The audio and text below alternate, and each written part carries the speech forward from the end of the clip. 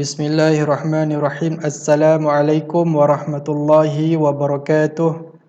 Apa khabar semua anak-anak tahun 5? Ustaz harapkan kamu semua dalam keadaan sihat, sejahtera dan semangat untuk kita terus belajar pada hari ini insya-Allah.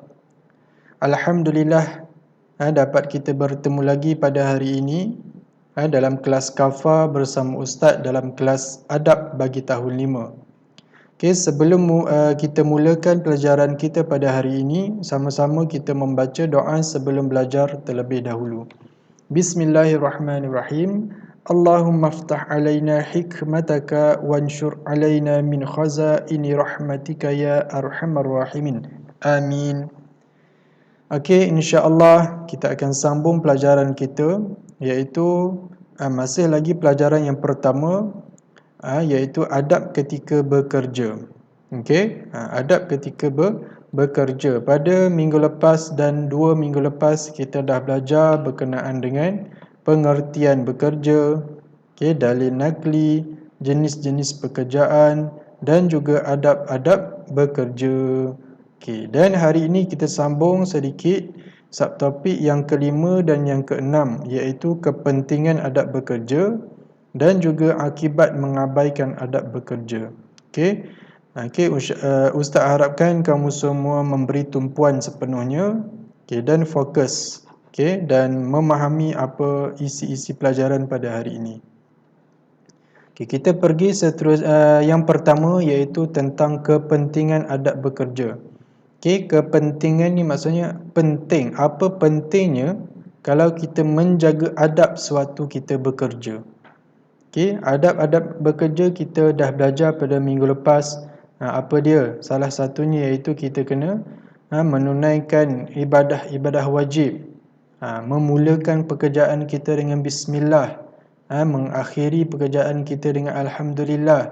Tetapkan niat kita mencari rezeki ataupun bekerja kerana Allah. Ceria, mesra, berdisiplin, tepati masa dan sebagainya, semua adab-adab bekerja kita kena jaga. Jadi bila mana kita jaga adab-adab bekerja itu, apa penting yang kita dapat? Okey, yang pertamanya, mengeluarkan produk dan perkhidmatan berkualiti. Okay, maksudnya bila mana kita menjaga adab bekerja, kita dapat keluarkan produk. Produk ni maksudnya hasil kerja kita dan perkhidmatan yang kita lakukan itu berkualiti. Berkualiti ni maksudnya yang sangat baik, yang elok, yang tidak ada rosak. Hasil kerja kita tadi tidak ada yang rosak, tidak ada yang tidak ada yang rosak lah, maksudnya yang elok, yang cantik. Okay, itu kualiti. Okay, Ustaz bagi contoh bagi orang yang bekerja kilang, contoh kilang tayar. Okay, bila mana pekerja di kilang tayar tadi, dia menjaga adab bekerja, dia dapat keluarkan tayar tadi dengan baik. Tayar tadi dengan berkualiti. Tayar yang elok, tayar tidak ada yang rosak. Okay, dan sebagainya lah yang elok. Okay, jadi itu maksudnya. Okay, dan yang kedua, okay, apa penting kita menjaga adab bekerja, iaitu supaya dapat mencari rezeki yang halal. Mencari rezeki yang halal. Okay, kita bekerja, kita menjaga adab bekerja, insya-Allah rezeki hasil kita bekerja itu kita dapat rezeki yang halal. Allah terima apa yang kita lakukan. Okay.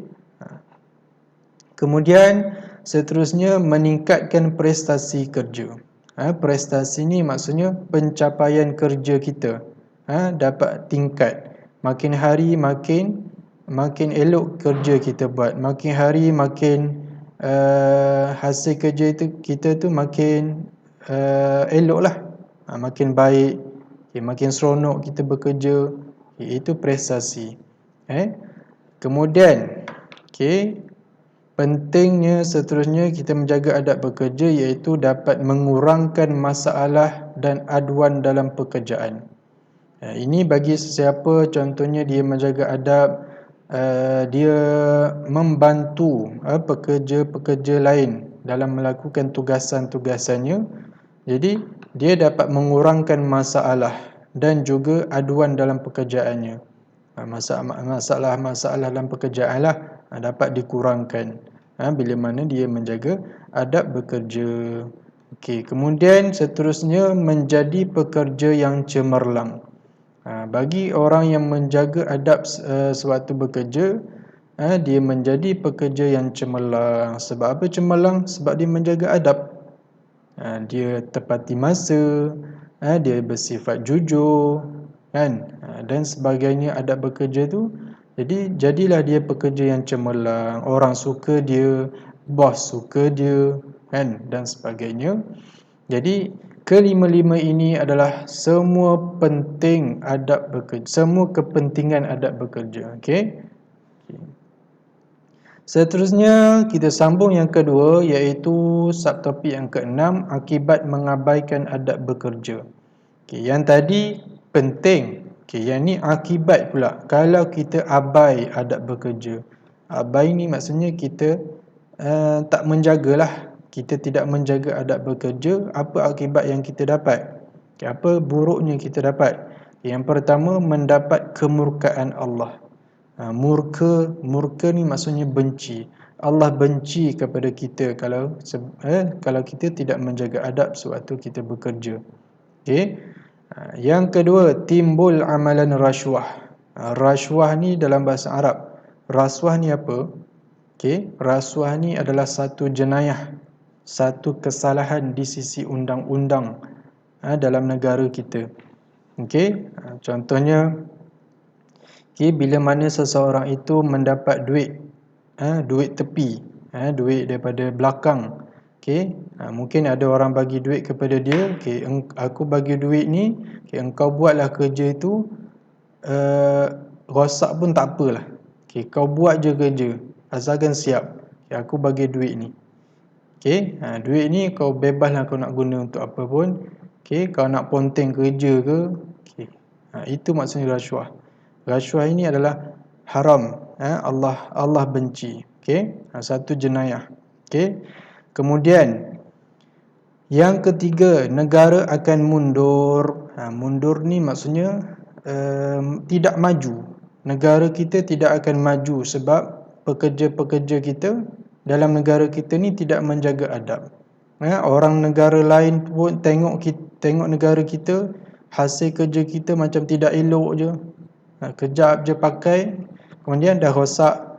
Jadi orang nampak negara kita ni mundur. Mundur ni maksudnya ke belakang, tidak maju. Okey. Kemudian yang keempat, prestasi kerja menurun. Orang yang tidak menjaga adab bekerja, prestasi kerjanya menurun, pencapaian kerjanya semakin hari semakin turun.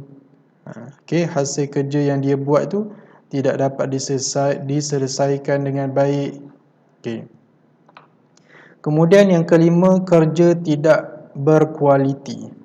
Kerja tidak ada yang elok, tidak ada yang baik.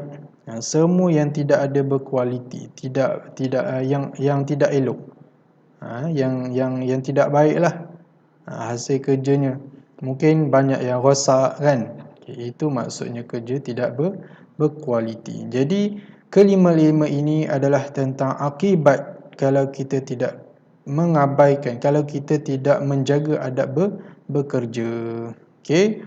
Jadi itu saja untuk hari ini. Ustaz harapkan kamu faham tentang kepentingan dan juga akibat adab bekerja. Okey, insya-Allah pada minggu hadapan kita sambung lagi, masih lagi pelajaran adab bekerja. Okey, Ustaz harapkan kamu semua faham dan memberi fokus ataupun tumpuan sepenuhnya dalam kelas pada hari ini. Okey, sehingga berjumpa lagi. Assalamualaikum warahmatullahi wabarakatuh.